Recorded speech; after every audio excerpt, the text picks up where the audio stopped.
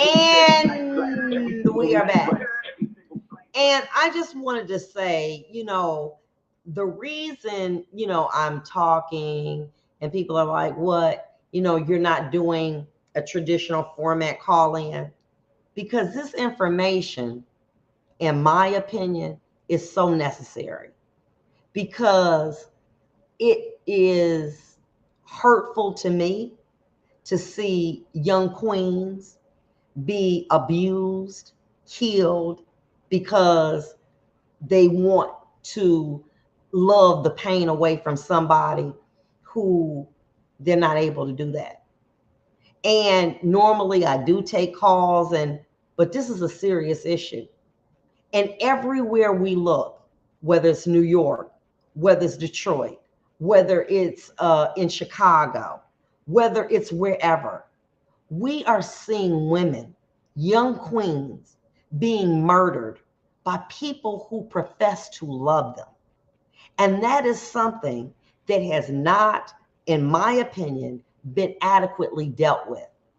And I wanted this time to be able to deal with this, so that maybe somebody might tune in and say, you know what? Auntie is right, or grandma is right. I don't deserve that. I shouldn't let that person speak to me. You know what? That is what could happen. I'm going to listen. And at least to open up their mind, to understand what the Stockholm syndrome is, that you have affinity for your abuser, okay, but you distrust the police. As Bishop Jake says, a man can beat the hell out of a woman. He'd say, I want pumpkin pie to leave, the door unlocked. She got an opportunity to run out here and tell the police, and when he get home, the pumpkin pie is made, and the police is who they look at as the intruder, as the person who's against us, because they could take you away from me. It's a conditioning, and it's bondage. It's a situation where the number one way that most police are injured is when responding to a domestic violence run, and the man is beating on a woman, and then when the police go to arrest a man, the man and woman assault the police officer, say he did something to the man. Why? Because they have normalized abuse. That's my king. I don't know why somebody called the police on him. I didn't. I'm not no snitch. I don't do stuff like that. I'm not going to betray you. I would never do that to you. Why? Because I'm a bad person. No, you're not. And we have to start having these types of conversations so that young women can understand this is not acceptable. And now these older women who say, well, I'm going to get that life insurance policy. I don't care. I've been living like this and I'm going to continue. That's on you. I ain't trying to teach no old dog no new trick. But I do want to open up the eyes to women to realize that what you're going through is not normal. It is not acceptable. And there is another side. Yes, it's more challenging. I will tell you that being a single mom trying to raise children was one of the hardest things that I did. But I was able to get through it. But the peace that I have in not accepting what I don't deserve was worth it. It was worth every single sacrifice.